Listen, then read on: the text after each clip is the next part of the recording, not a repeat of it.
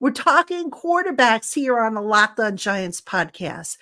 Former New York Giants quarterback Eli Manning joins us to talk about the state of the team, the quarterback transition, and a new marketing initiative he's involved with regarding Quaker Oats cereal. And then we're going to hear from Tommy DeVito's trainer, Tony Racioppi, as he gives us a scouting report on his client, as well as how he anticipates the offense will be adjusted to fit DeVito's skill set. That's coming your way next on a jam-packed edition of Locked On Giants. You are Locked On Giants, your daily New York Giants podcast, part of the Locked On Podcast Network, your team every day.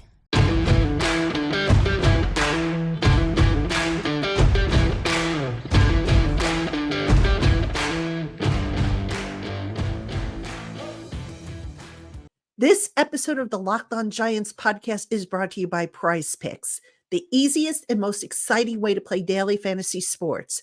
Go to prizepicks.com/LockedOnNFL and use the promo code LockedOnNFL, written in all lowercase letters, for a first deposit match up to $100.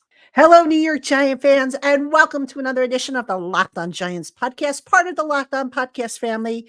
Your team every day. My name is Patricia Traina, P-Train, and we've got a jam-packed show for you today on the Locked On Giants podcast. We're going to hear from former New York Giants quarterback Eli Manning, who talked a little bit about the current state of the team, the quarterback situation, and the latest in his Quaker Oats campaign that he's got going on with the Quaker Oats Company. A really exciting and worthwhile initiative that he's going to tell us about a little later on in the program. And then later on in the program, a lot of you have asked about this. I was fortunate enough to connect with Tony Racioppi, who is a noted quarterback trainer and guru, who's actually based right here in New Jersey. And Tony happens to be the trainer of Tommy DeVito. He trained him for the draft and to get ready for, the preseason and whatnot.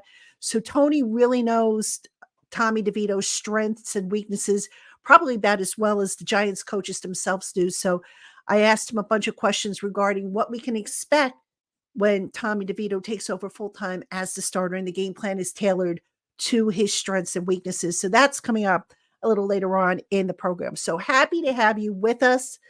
And without any further ado, let's get right into the interview with former New York Giants quarterback Eli Manning. Eli, first off, let me welcome you to the Locked On Giants podcast. I, of course, appreciate every time I get to talk to you about your various initiatives. You're doing so much.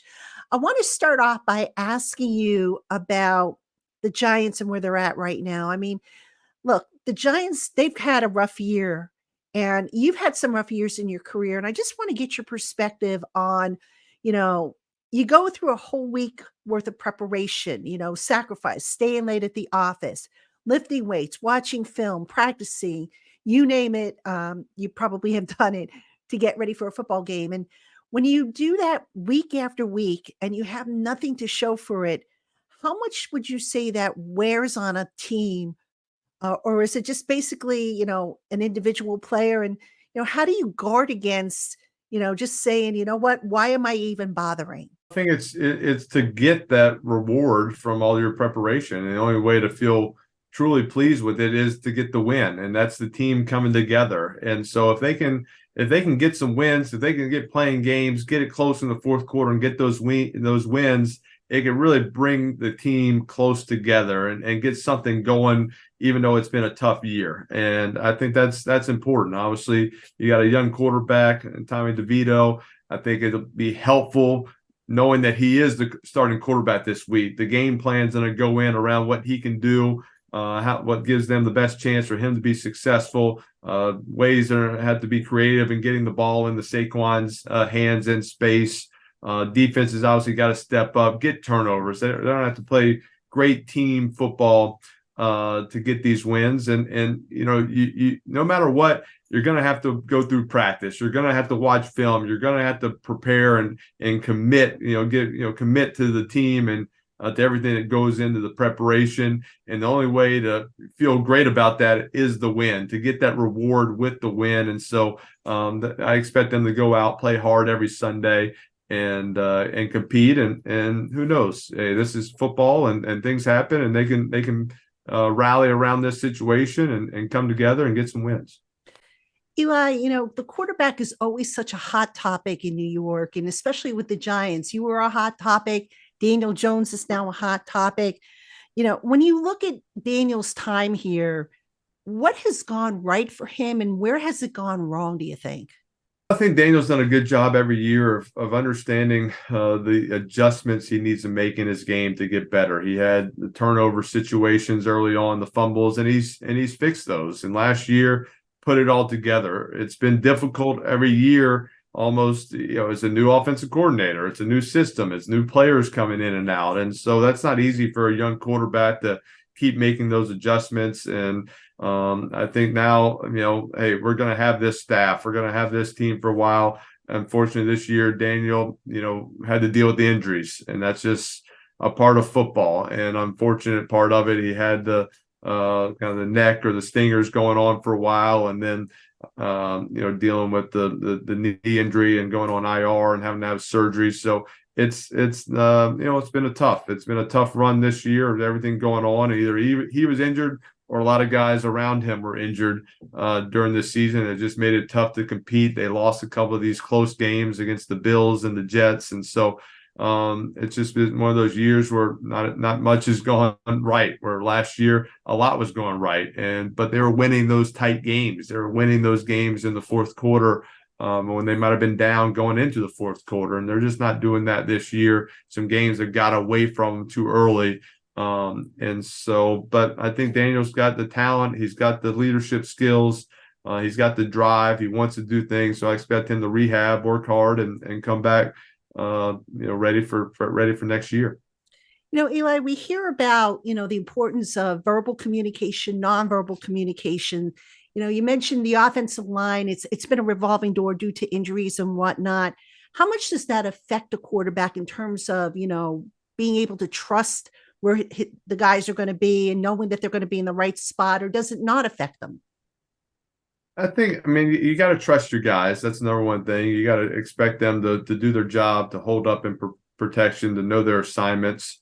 And I think you go into the games always having that. But if you're getting, consistently getting hit or consistently having to break the pocket, it can affect your play. And it's hard. You got to make those decisions. Hey, is this a situation where I can hold it and hold the ball for this extra half a second to let this guy clear through the zone to make this throw? And, you got to make, sometimes you can, sometimes you can't. And it's just, hey, I'm feeling some pressure. Where's my check down? Let's just, make good decisions, move the ball. So it's, it just gets hard to play that guessing game. You want to always be able to trust those guys, expect to have the time to make those plays. But when you got new guys in there, guys that are playing out of position, you get more and more plays where you just don't have the time for things to develop. And then does that affect your decision making? Are you forcing things? Are you throwing things before they have time to develop, which can lead to interceptions? Or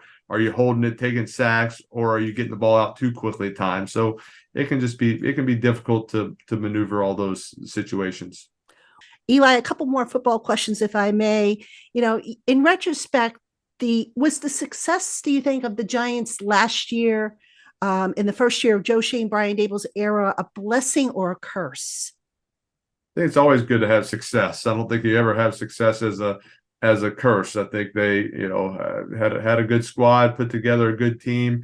They learned how to play together. They learned how to win together, and that's important. That's important for this squad to have. They signed a bunch of the key players back this year, and so they're creating a great nucleus of players, of leaders on this team, and guys that believe in each other, that believe in what they're doing. They believe in the coaching staff. The coaching staff believes in the players, and when you have all that coming together, it gives you a greater chance for success. It doesn't make it automatically.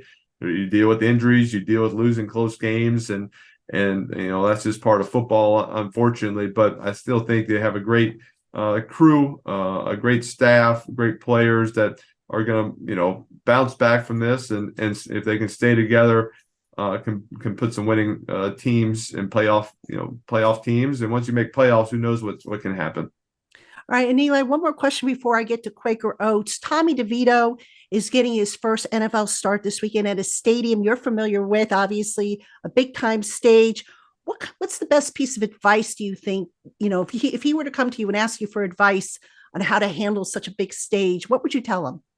Hey, just work hard, trust your teammates, trust your coaching, trust your preparation that you've done. Don't all of a sudden try to do something that you haven't done in practice. Hey, this is the read, this is the check, this is the game plan. Stick to the game plan of what you've been doing. Throw it to the guys wearing the same color jersey you're wearing. Always helps. But enjoy the moment, and hey, go out there, make good decisions, go compete, and that's really all you can do is trust. Have great communication with your coaches and your players all week, and understand what they're expecting you to do, and then try to go out there and do it. Hey, Giant fans, if you're looking for a fun and different way to play fantasy football this season, you need to check out Prize Picks. Just pick 2 or more players, predict their stats, and sit back and see how they perform. It takes less than 60 seconds to make an entry, and best of all, you can turn a few bucks into some nice cash with the right projections. Prize Picks is the #1 daily fantasy sports app, known for its quick withdrawals, easy gameplay, and wide selection of player and stat types.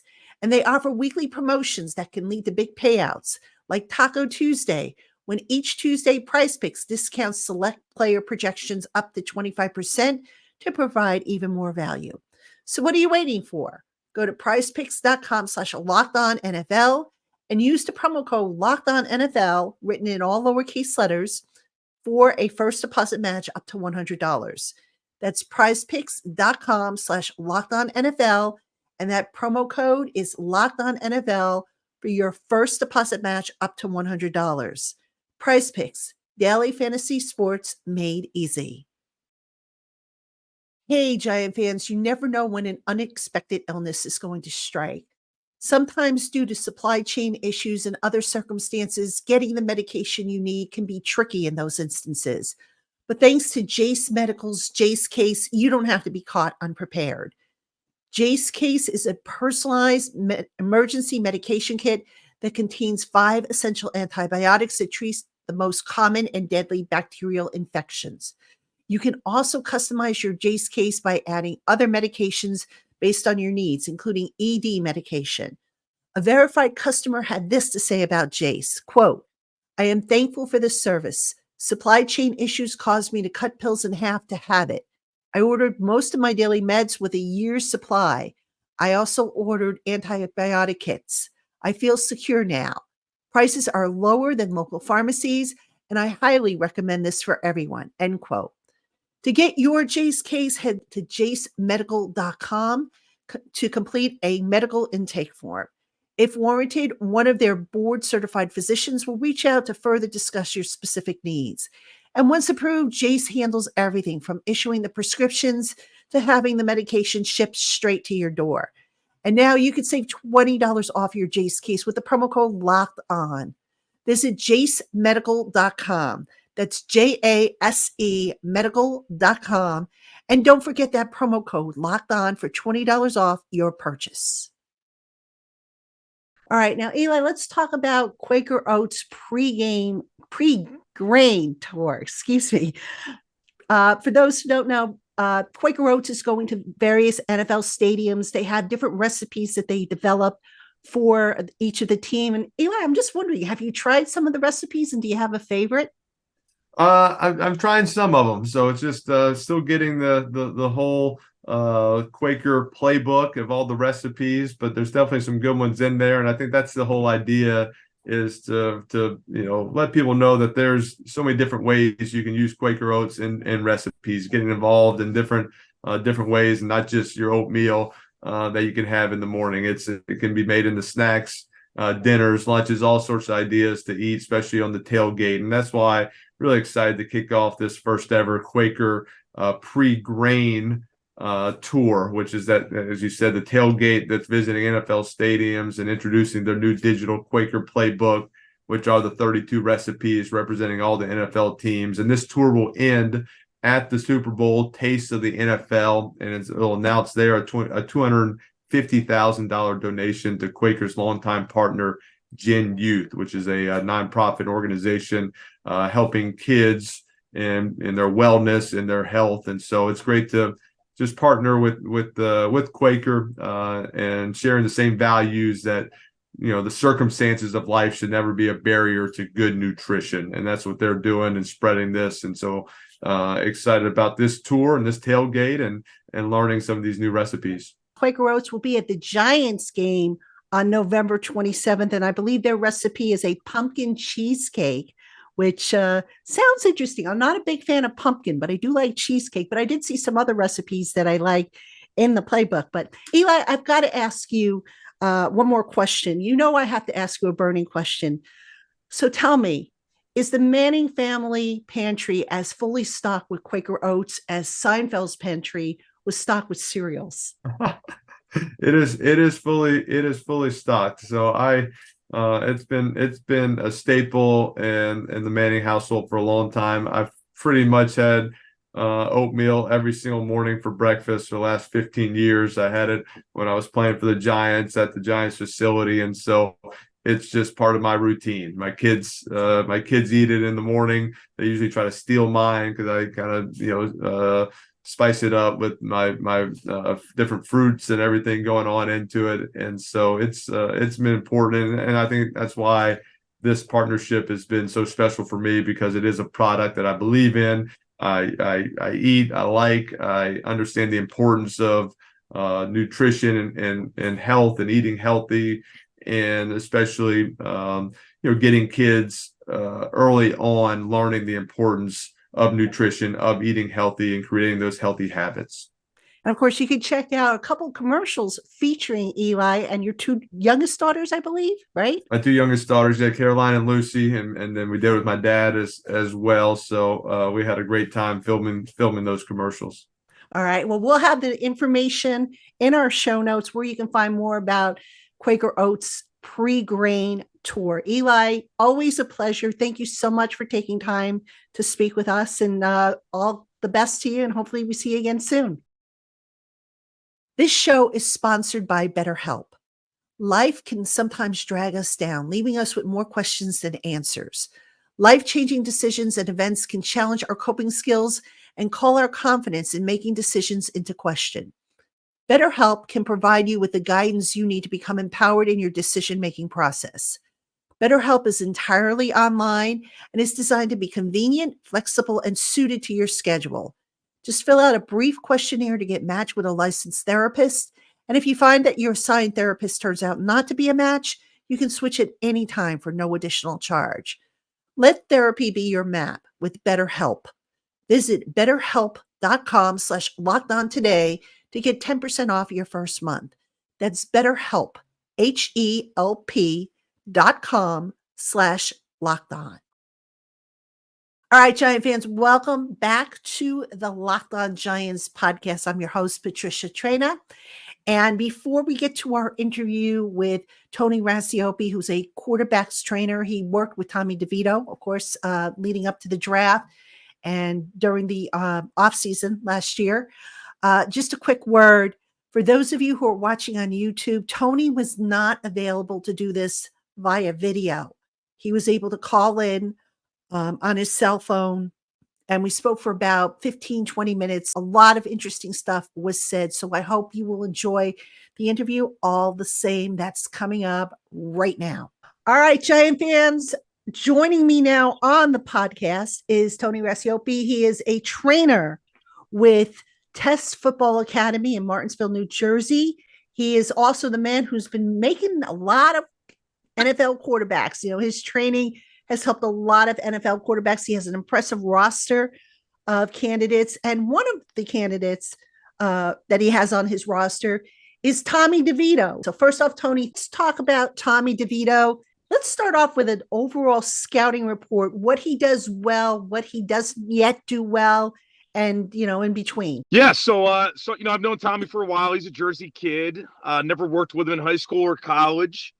Talked to him a bunch this senior year.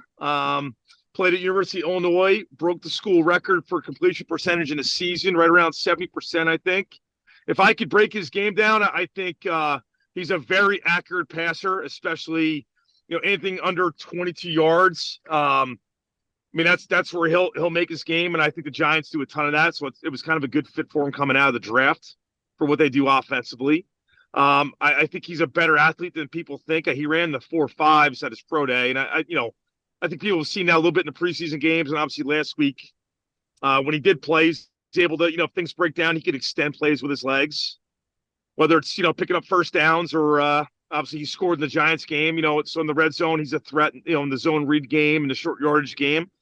And I think he's fearless. And I think that's going to be a big piece of this, moving forward, as a backup guy. And you got to remember, he was really the third string guy because Tyrod was the backup. So, when you get out of camp, you go from not really many reps to no reps, so you're kind of fighting that period of time, so, obviously they have a really good coaching staff, and I know most of their coaches on the staff, and they're going to get him prepared. And I think he's going to go out there, and I think he's going to see the coverage.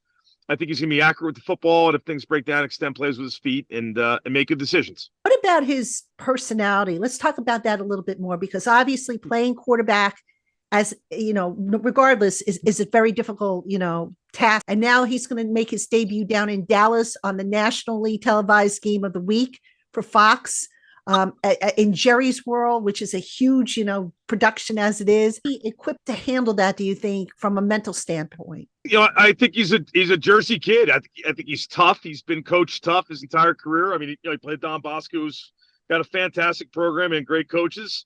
He had some good moments at Syracuse. He had some tough moments at Syracuse. And I think a lot of times what you see, the guys when they come out of college that didn't have these like amazing careers, right? The Alabamas of the world where everything was easy for them for the most part, right? And they won every game and they all this talent surrounded. A lot of times those guys, when they get to the NFL, you don't know how they're going to handle it, whether it's adversity or negativity or failure, and I think Tommy's a guy that's had some success and had some failures. And, he kind of worked his way through those things, if that makes sense, and I think when you do that, you develop a true self-confidence. And I think he's a very confident kid, number one. And number two, there's a mental toughness that's there, so I think because of those two things, I think he's well equipped to, go out there, and if things are going well, great. If they're not going out, if it doesn't start great or there's a rough quarter, he's equipped to kind of push through that and finish strong. Tony, you saw Tommy when he first came here to the Giants. You saw him in the preseason. He basically did all the heavy lifting, if you will, in the preseason. We've seen glimpses of him, obviously, the last couple of weeks in relief of Tyrod first when he got injured, and then Daniel when he got injured.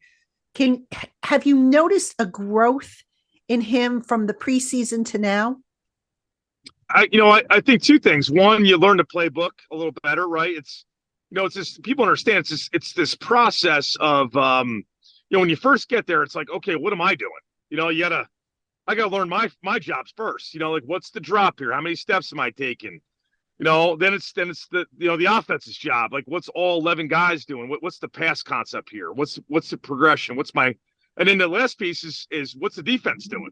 So it's this 3-step process. And then once you kind of understand all three, then you're able to really compete at an NFL level. And I think that, I've seen growth in the game. The fact that he's really just learning what he's doing. And, it's really a repetitious thing that he hasn't really had a chance to really do because of obviously being a third and then being a 2 and then, being practice squad there for a while. And now obviously you get thrust into being an NFL starting quarterback. So, he's a very smart kid, which will help him. He'll learn quickly. He really understands football.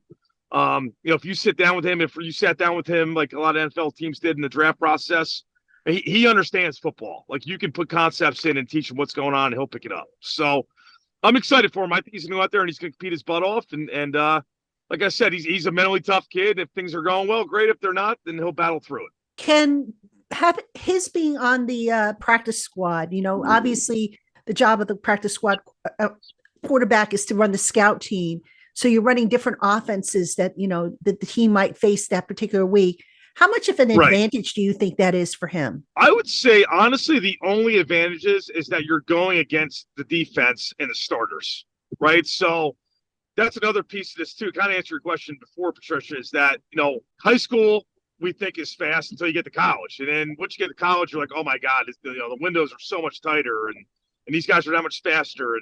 And then you play in college, and especially him, he played obviously a very good level in the ACC and the Big Ten. And then you get to the NFL and they're that much faster, so it's really training your eyes first, kind of see what's going on. And then obviously, once you see what's going on, you can process the information and then your body has to react, so it's kind of like that. And I think, when you're going against the best players, so you can really see, okay, I can make that throw or I can't make that throw depending on, I always say things are open for different guys, right? So, something that might be open for somebody is not open for somebody else because they don't have the arm strength to do it, so I think learning the speed of the game, one, and two, what he can get away with at that level from an ability standpoint is huge. Tony, we talk about, receivers and quarterbacks needing to be on the same page, that the quarterback needs to kind of anticipate where a receiver is going to be on especially the timing throws and whatnot.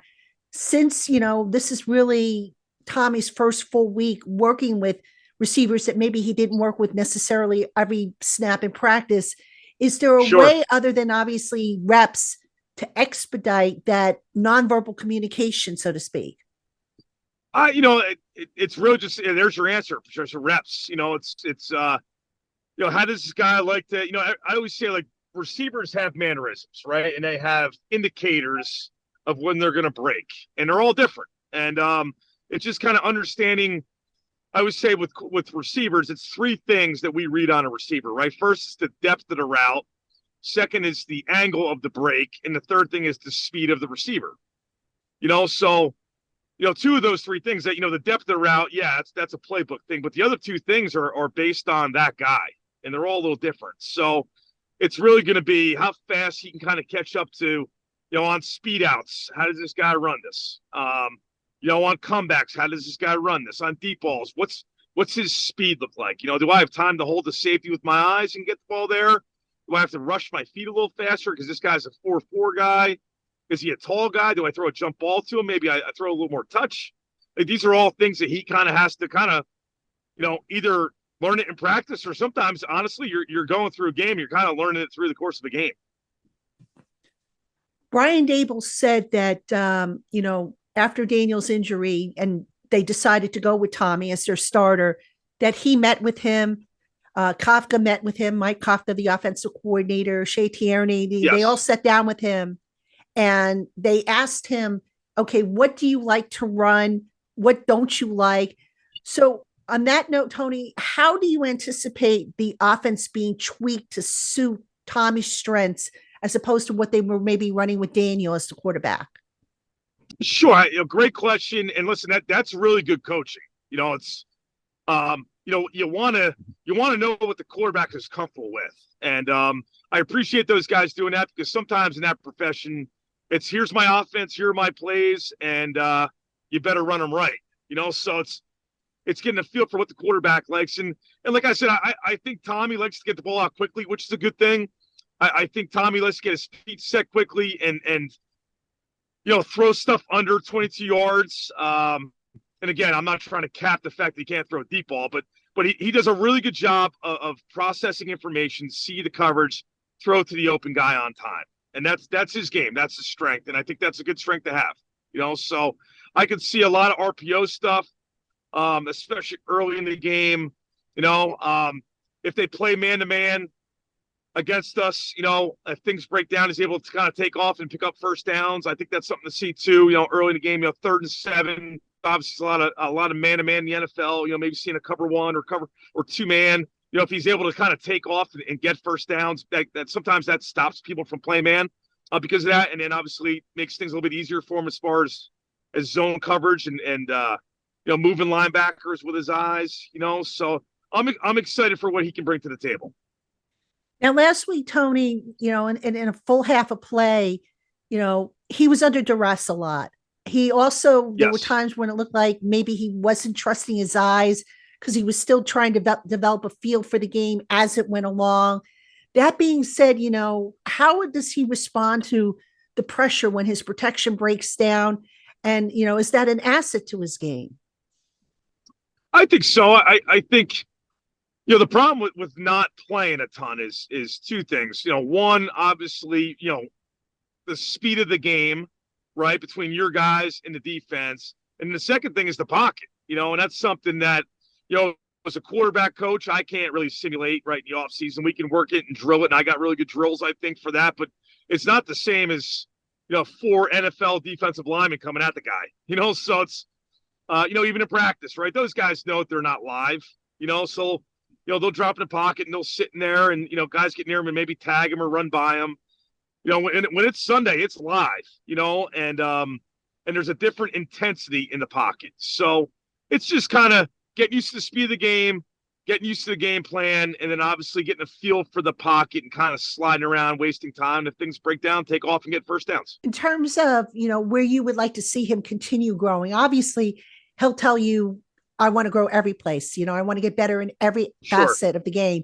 But what's the next logical step for him? I just think getting more comfortable with what they're doing, which will happen over time, right? And it's kind of this process of like, don't be the reason they lose the game, and hopefully that transforms into being maybe down the road the reason they win the game. And I think that's kind of a process for all quarterbacks, right? Like, let's not go out there and throw 2 interceptions or fumble in the red zone, or give those guys a short field in a 14-14 game. Let's not lose the game for us first, right? Let's run the offense. Let's not turn the ball over. Let's throw incomplete passes. Let's move the chains. And then obviously once we get comfortable and we know what's going on and we trust our teammates a little more in our eyes, that's where those two things, right? It's really trusting my eyes, what I see, trust my teammates on the outside, and trust my protection. Then maybe we make some throws and we win some games, because of us. Finally, Tony, a big game for him. Obviously this isn't how he wanted to, earn the starting job. You never want to earn it because the guys in front of you got injured or anything like that. Sure. But what is the ceiling for Tommy DeVito, do you think, in the NFL? I think he'd be a starting quarterback. I think that I've always said this about quarterbacks, and again, I've had a lot of them over the years, thank God.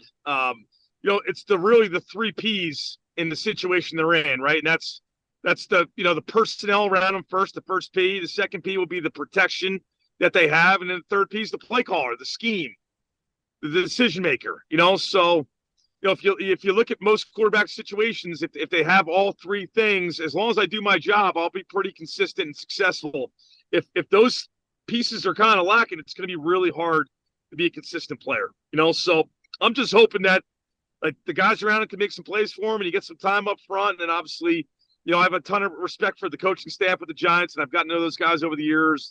So I think to answer your question, I think he can be a starting quarterback for sure. It just it's going to be a learning experience for him the next couple games, and there's no doubt there's going to be some great moments, some good moments, and at times maybe some tough moments, and he's going to have to learn from them. All right, Giant fans, that's going to do it for us here on the Locked On Giants podcast. Thank you so much for tuning in, and we will see you Monday with all new episodes here on Locked On Giants.